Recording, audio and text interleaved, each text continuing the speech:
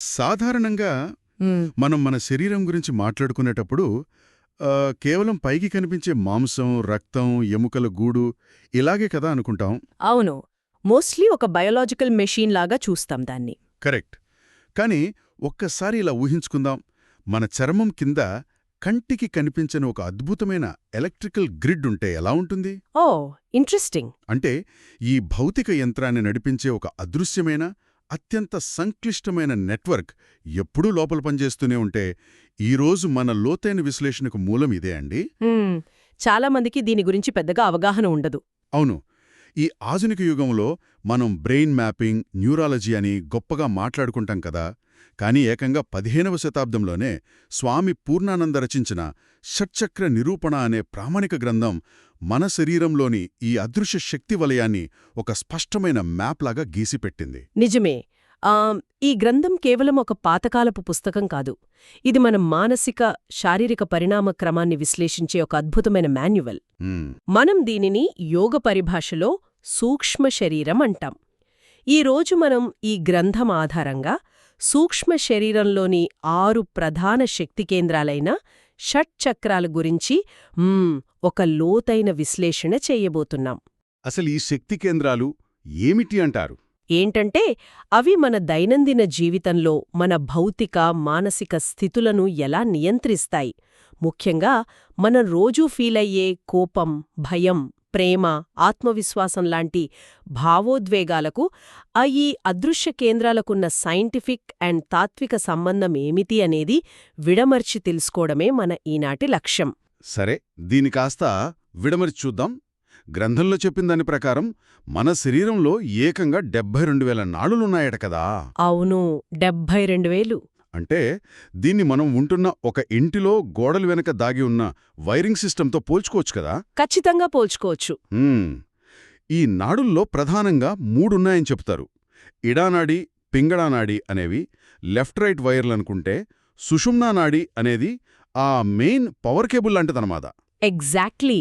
ఈ ఇడానాడి చంద్రుడికి, చల్లదనానికి ప్రతీక అయితే, పింగళనాడి సూర్యుడికి, వేడికి ప్రతీక అని చదివాను. ఇప్పుడు నాకు చిన్న సందేహం అండి. చెప్పండి. ఈ నాడులను మనం విద్యుత్ తీగలు, దారులు అనుకుంటే, రేపు పొద్దున ఒక సర్జన్ మన శరీరాన్ని కోసి చూస్తే ఈ 72,000 తీగలు లేదా ఈ 6 చక్రాలు ఎక్కడైనా ఫిజికల్గా కనిపిస్తాయా? ఇక్కడ అత్యంత అద్భుతమైన విషయం ఏమిటంటే ఇవి ఏ సర్జన్ కత్తికి, ఏ స్కానింగ్ మెషీన్కి చిక్కే భౌతికమైన నిర్మాణాలు కావు. ఓహో, అంటే మనకి కనిపించవన్నమాట. అవును. ఇప్పుడు చూడండి, ఒక కంప్యూటర్ని ముక్కలు ముక్కలుగా విడదీస్తే లోపల హార్డ్వేర్ దొరుకుతుంది, కానీ ఇంటర్నెట్ ఎక్కడుందో మనం పట్టుకోలేము కదా. చాలా కరెక్ట్గా చెప్పారు. ఇంటర్నెట్ను చూపించలేము. ఇది కూడా అంతేనండి. ఇవి పూర్తిగా ప్రాణశక్తికి సంబంధించినవి. మనం శ్వాస పీల్చినప్పుడు ఈ ప్రాణశక్తి నాడుల గుండా ప్రవహించి ఈ ప్రధాన కూడళ్ల దగ్గరకు చేరుకుంటుంది. అక్కడ అవి ఒక గిర్నీలాగా లేదా ఒక చక్రంలాగా అత్యంత వేగంగా తిరుగుతూ ఉంటాయి. ఆ తిరిగే స్వభావం వల్లే వాటిని చక్రాలు అని పిలిచారు. అంటే మెయిన్ పవర్ కేబుల్, అదే సుషుమ్న నాడి పొడవునా ఇవి ఉంటాయా? అవును. వెన్నెముక ఆధారంగా కింద నుంచి పై వరకు ఈ ఎనర్జీ జంక్షన్స్ అమర్చబడి ఉంటాయి. అవి విశ్వశక్తిని గ్రహించి శరీరంలోని వేర్వేరు అవయవాలకు పంపిస్తూ ఉంటాయి. అంటే మన లోపల ఒక అదృశ్యమైన పవర్ ప్లాంట్ ఎప్పుడూ రన్ అవుతూనే ఉందన్నమాట. అవునండి, ఎప్పుడూ పనిచేస్తూనే ఉంటుంది. అయితే ఈ శక్తి కేంద్రాలు ఒక్కొక్కటి ఒక ప్రత్యేకమైన విధిని ఎలా నిర్వర్తిస్తాయో గ్రంథం చాలా డీటెయిల్గా వివరించింది కదా. మనం వెన్నెముక అడుగుభాగం నుండి పైకి వెళ్దాం. ముందుగా మూలాధార చక్రం. మూలాధారం గ్రంథం ప్రకారం ఇది భూతత్వానికి ప్రతీక. కానీ ఇక్కడ నేను తెలుసుకోవాలనుకుంటుంది ఏమిటంటే, ఎందుకు దీన్ని భూతత్వంతో పోల్చారు? అసలు దీనికి మన డైలీ లైఫ్కి సంబంధమేంటి? ఇప్పుడు మూలాధారం అంటేనే మూలమైన ఆధారం. ఒక భవనానికి పునాది ఎంత ముఖ్యమో మనిషికి ఈ చక్రం అంత ముఖ్యం. ఇది భూతత్వానికి ప్రతీక అని ఎందుకన్నారంటే, భూమి అనేది స్థిరత్వానికి, భద్రతకు గుర్తు. ఓకే, అంటే సెక్యూరిటీ అన్నమాట. అవును. మనిషి ప్రాథమిక అవసరాలైన కూడు, గూడు, గుడ్డ, అలాగే మనుగడ, అదే సర్వైవల్ అంటాం కదా, అవన్నీ ఈ చక్రం పరిధిలోకి వస్తాయి. సర్వైవల్ ఇన్స్టింక్ట్స్ అన్నీ ఇక్కడే ఉంటాయన్నమాట. కరెక్ట్. మానసిక శాస్త్రం ప్రకారం చూసుకున్నా మనిషికి తన మనుగడ భద్రంగా ఉందని తెలిస్తేనే మైండ్ ప్రశాంతంగా ఉంటుంది. ఎవరిలోనైతే ఈ మూలాధార చక్రం బ్యాలెన్స్డ్గా ఉండదో వాళ్ళు ఎప్పుడూ ఒక రకమైన అభద్రతాభావంతో ఉంటారు. అంటే ఎప్పుడూ భయపడుతుంటారా? అవును, ప్రతి చిన్న విషయానికి భయపడటం, పానిక్ అవ్వడం, రేపు ఏమవుతుందో అనే ఆందోళన వారిని పీడిస్తుంటాయి. పునాది కదిలిపోతున్న భవనంలా వాళ్ల మైండ్ ఎప్పుడూ ఒక భయంలోనే బతుకుతుంది. వాస్తవానికి మనం రోజు చూసే చాలామందిలో ఈ లక్షణాలు కనిపిస్తుంటాయి.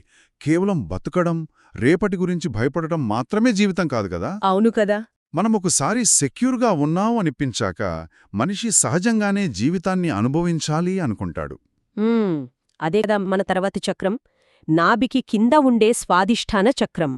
ఎగ్జాక్ట్లీ. భద్రత దొరికిన తర్వాతే మనిషికి కోరికలు పుడతాయి. స్వాదిష్ఠాన చక్రం జలతత్వానికి ప్రతీక. జలమంటే నీరు. నీరు.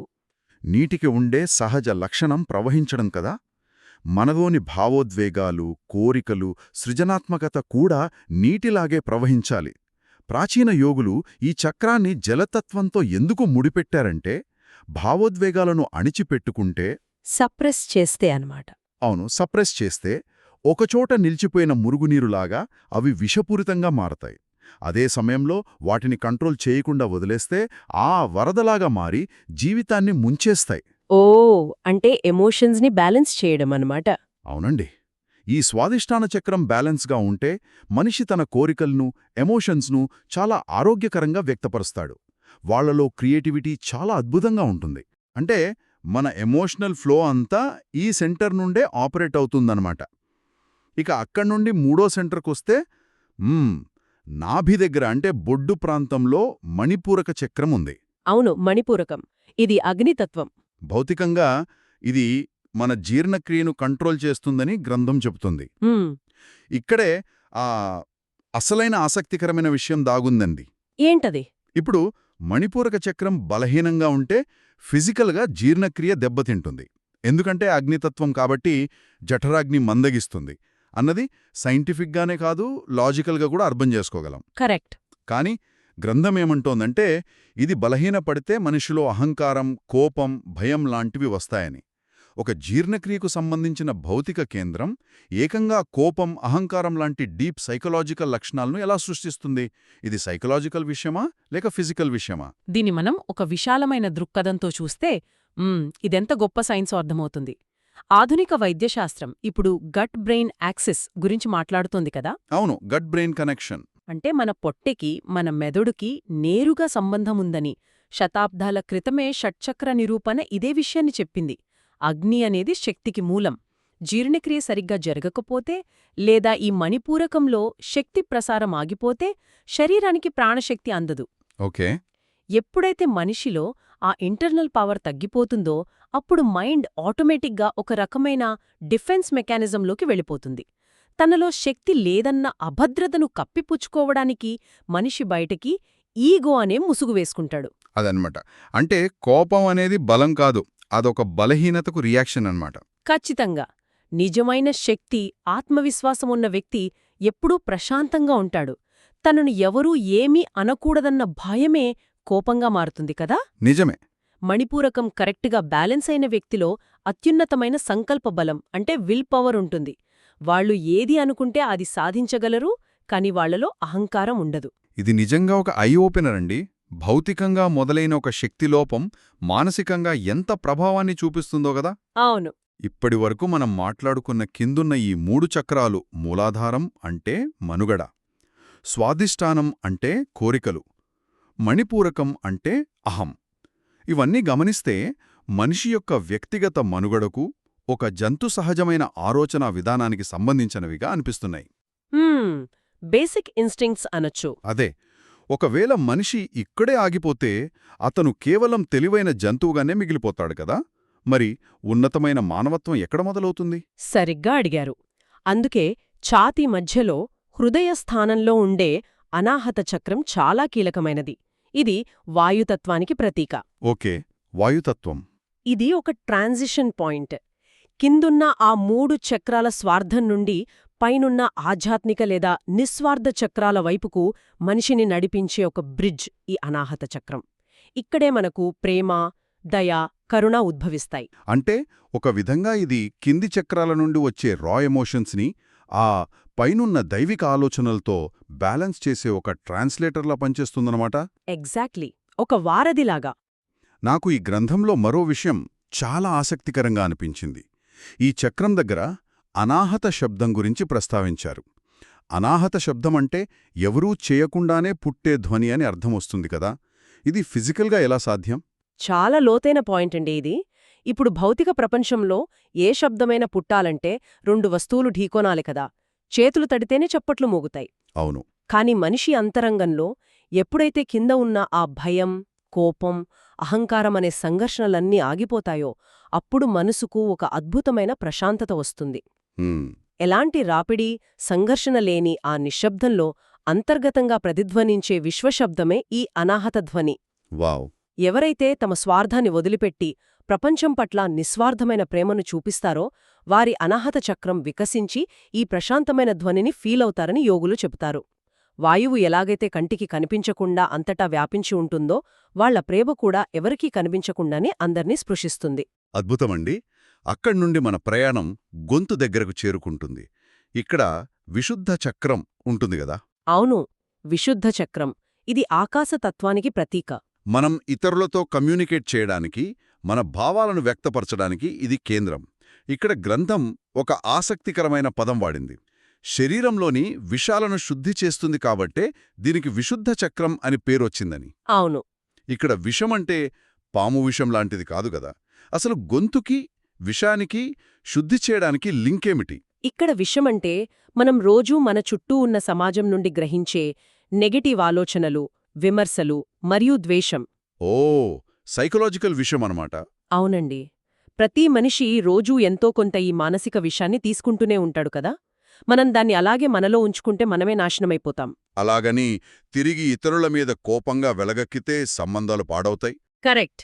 మరి విశుద్ధ చక్రం బ్యాలెన్స్గా ఉన్న వ్యక్తులేం చేస్తారంటే ఈ నెగటివిటీని తీసుకుని తమ లోపల దాన్ని ఫిల్టర్ చేసి కేవలం సత్యాన్ని, స్వచ్ఛమైన భావాన్ని మాత్రమే మాట రూపంలో బయటపెడతారు. అందుకే దాన్ని విశుద్ధ అన్నారు. అవును.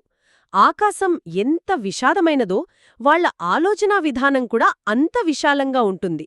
వాళ్ల మాటలో కల్మషం ఉండదు.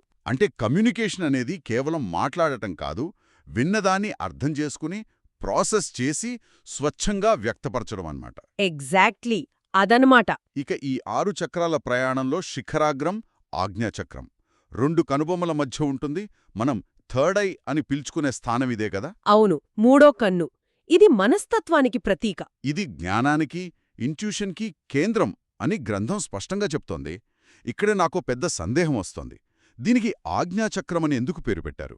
ఇక్కడ అసలు ఎవరు ఎవరికి ఆజ్ఞ ఇస్తున్నారు? ఇది చాలా ముఖ్యమైన ప్రశ్న. సాధారణ మనిషి జీవితమంతా 2 విషయాల మధ్య నలుగుతూ ఉంటుంది చూడండి. ఇడా పింగళ, మంచి చెడు, లాజిక్ ఎమోషన్, ఇలా ఎప్పుడూ మైండ్ ఒక ద్వంద్వ స్థితిలో ఉండి చంచలంగా ఉంటుంది. అవును, డ్యుయాలిటీ అంటాం కదా. కరెక్ట్. కానీ ఈ ఆజ్ఞాచక్రం దగ్గరకొచ్చేసరికి ఆ సంఘర్షణ పూర్తిగా ఆగిపోతుంది. ఇక్కడ ఆజ్ఞ అంటే ఒక బాస్ తన ఎంప్లాయీకిచ్చే ఆర్డర్ కాదు. ఇక్కడ విశ్వం యొక్క అత్యున్నత మేధస్సును లేదా గురువు ఆజ్ఞను స్వీకరించడం అని అర్థం. ఓకే. ఎప్పుడైతే మనిషిలోని ఈగో పూర్తిగా నశించిపోతుందో అప్పుడు అతని మనస్సు, బుద్ధి ఏకమైపోతాయి. వాళ్లకు కాలాతీతమైన జ్ఞానం కలుగుతుంది. అంటే పాస్ట్, ఫ్యూచర్ అనే కంగారు లేకుండా ప్రెజెంట్ మూమెంట్లో పూర్తి క్లారిటీతో ఉంటారు.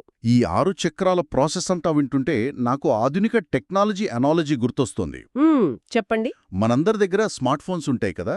మనం రోజు కాల్స్, మెసేజెస్ లాంటి బేసిక్ ఆపరేషన్స్ మాత్రమే వాడుతుంటాం. కానీ ఆ ఫోన్ సాఫ్ట్వేర్ లోపల ఒక హిడెన్ డెవలపర్ మోడ్ ఉంటుంది. అవును, ఉంటుంది. దాన్ని అన్లాక్ చేస్తే ఆ ఫోన్ కెపాసిటీ 10 రెట్లు పెరుగుతుంది. షట్చక్ర నిరూపణ ప్రకారం చూస్తే సాధారణ మనుషులో ప్రాణశక్తి కేవలం ఇడా, పింగళా నాడుల ద్వారా ప్రవహిస్తూ ప్రాపంచిక విషయాలకు మాత్రమే పరిమితమవుతుంది. కాని మూలాధార చక్రంలో నిద్రపోతున్న ఒక గొప్ప అదృశ్య శక్తి ఉంది. అదే కుండలినీ శక్తి. అవును, కుండలినీ శక్తి. దాన్ని మేల్కొల్పడం అంటే మన బ్రెయిన్కి, మన నర్వస్ సిస్టమ్కి ఒక అల్టిమేట్ సాఫ్ట్వేర్ అప్డేట్ ఇవ్వడమే అనుకోవచ్చు కదా. ఖచ్చితంగా. ఈ గ్రంథం ప్రకారం ప్రతి చక్రానికి లం, వం, రం, యం, హం, ఓం అనే బీజాక్షరాలుంటాయి. వాటి జపించడం ద్వారా ఈ చక్రాలు అన్లోక్ అవుతాయని రాశారు. ఇక్కడ నాకొక సందేహముంది. ఇది వినడానికి కొంచెం వీడియో గేమ్లో చీట్ కోడ్ కొట్టి పవర్స్ తెచ్చుకున్నట్లు అనిపిస్తోంది. కేవలం ఒక అక్షరాన్ని పదే పదే జపిస్తే శారీరకంగా మానసికంగా అంత మార్పు ఎలా వస్తుంది? ఇది సైంటిఫిక్గా సాధ్యమేనా? ఇది ఒక ముఖ్యమైన ప్రశ్నను లేవనెత్తుతుందండి. పైకి చూడటానికి ఇది కేవలం ఒక బటన్ నొక్కితే మ్యాజిక్ జరిగినట్లు అనిపించొచ్చు, కానీ వాస్తవం అది కాదు. మరేంటి? కుండలినీ శక్తి అనేది సుప్తచేతనావస్థలో అత్యంత నిగూఢంగా ఉంటుంది. మీరు చెప్పిన ఆ బీజాక్షరాలు కేవలం మాటలు కావు, అవి ఒక నిర్దిష్టమైన ఫ్రీక్వెన్సీ ఉన్న ధ్వని తరంగాలు. ఓహో, సౌండ్ వైబ్రేషన్స్ అనమాట. అవును. ఏ సాధనా లేకుండా ఎవరంటే వాళ్లు కూర్చొని లం వం అని అరుస్తే ఏమీ జరగదు. ఎంతో కఠినమైన యోగసాధన, ప్రాణాయామం ద్వారా తమ నాడీ మండలాన్ని పూర్తిగా ఒక క్రమశిక్షణలోకి తీసుకువచ్చినప్పుడు మాత్రమే ఆ ధ్వని తరంగాలు శరీరంలో ప్రతిధ్వనిస్తాయి. అంటే రెజొనెన్స్ క్రియేట్ అవుతుందా? ఎగ్జాక్ట్లీ. ఆ ఫోకస్ వల్ల మెదడులోని న్యూరల్ పాత్వేస్ మారుతాయి. అప్పుడు ఆ కుండలినీ శక్తి మేల్కొని సుషుమ్న నాడి ద్వారా అడ్డంకులను ఛేదించుకుంటూ పైకి ప్రయాణిస్తుంది. అంటే ఇది చాలా తీవ్రమైన బయలాజికల్ అండ్ సైకలాజికల్ ప్రాసెస్ అన్నమాట. ఈ కుండలినీ శక్తి ఒక్కో చక్రాన్ని వికసింపజేస్తూ ఆజ్ఞాచక్రాన్ని చేరుకుంటుంది కదా. ఆజ్ఞాచక్రాన్ని కూడా దాటితే ఏముంటుంది? ఆజ్ఞాచక్రాన్ని దాటిన తర్వాత తలపై భాగంలో ఉండే 1000 రేకుల పద్మం, అదే సహస్రార చక్రం దగ్గరకు ఈ శక్తి చేరుకుంటుంది. నిజానికి ఇది ఈ 6 చక్రాలకు అతీతమైనది. ఓకే. ఎప్పుడైతే కుండలినీ శక్తి సహస్రారాన్ని చేరుకుంటుందో అక్కడ వ్యక్తిగత చైతన్యం విశ్వచైతన్యంతో కలుస్తుంది. శివశక్తుల ఐక్యం జరుగుతుంది. ఈ స్థితినే యోగులు మోక్షం లేదా సమాధి స్థితి అంటారు. అంటే తనకంటూ ఒక ప్రత్యేకమైన ఉనికి ఉందనే భావన, అదే ఈగో, పూర్తిగా చెరిగిపోయి అనంతంలో కలిసిపోవడమన్నమాట. ఇది మానవ పరిణామంలో చేరుకోగల అత్యున్నత శిఖరం. నిజంగా శారీరక మనుగడ స్థాయి నుండి విశ్వచైతన్యంలో కలిసిపోయేంతవరకు సాగే ఈ ప్రయాణం ఒక ఎపిక్ జర్నీలా ఉందండి. అవునండి, చాలా గొప్ప విషయమిది. అయితే ఈ లోతైన విశ్లేషణను ముగించే ముందు మనం ఒకసారి వాస్తవంలోకొద్దాం. ఈ ఉరుకుల పరుగుల ఆధునిక జీవితంలో ఒక 15వ శతాబ్దపు గ్రంథం, అందులోని ఈ 6 చక్రాల కాన్సెప్ట్ సగటు మనిషికి ఎలా ఉపయోగపడుతుందంటారు? ఏంటంటే ఇది కేవలం హిమాలయాల్లో ఉండే యోగులకు మాత్రమే సంబంధించిన విషయం కాదు. మనం ప్రతిరోజూ ఆఫీస్లో, ఇంట్లో పడే ఒత్తిడులకు ఇదొక సొల్యూషన్ మ్యాప్ లాంటిది. ఎలాగంటే? మూలాధారంలో ఉన్న మన అభద్రతాభావాలను అర్థం చేసుకుని భయాన్ని జయించడం, స్వాదిష్టానంలో మన కోరికలను ఆరోగ్యకరంగా మలుచుకోవడం, మణిపూరకంలో ఈగోను వదిలేసి నిజమైన ఆత్మవిశ్వాసాన్ని పెంచుకోవడం, రైట్. అలాగే అనాహతంలో ద్వేషాన్ని వదిలి ప్రేమను పంచుకోవడం, విశుద్ధ ద్వారా స్వచ్ఛంగా మాట్లాడటం, ఆజ్ఞాచక్రం ద్వారా ప్రశాంతమైన జ్ఞానాన్ని పొందడం. ఇది ప్రతి మనిషి తమ జీవితంలో అన్వయించుకోగల ఒక ప్రాక్టికల్ సైకాలజీ అండి. తమను తాము హీల్ చేసుకునే ఒక గొప్ప విధానమిది. చాలా అద్భుతంగా ఈ కాన్సెప్ట్ను సమరైజ్ చేశారు. ముగించే ముందు నేనొక సరికొత్త కోణాన్ని ఆలోచిస్తున్నాను. చెప్పండి. గ్రంథోలోచపు రెట్లు మనలోని ఈ 72,000 నాడులు, ఈ 6 చక్రాలు కేవలం యోగులు ధ్యానం చేసినప్పుడు మాత్రమే పనిచేసేవి కావు కదా.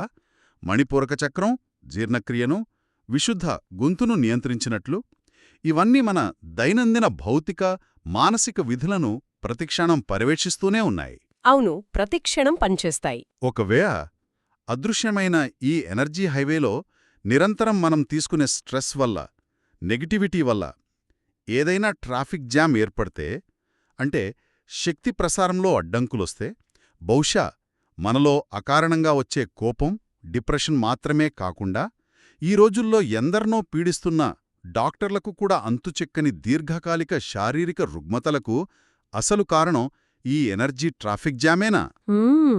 ఇది చాలా లోతైన ఆలోచన.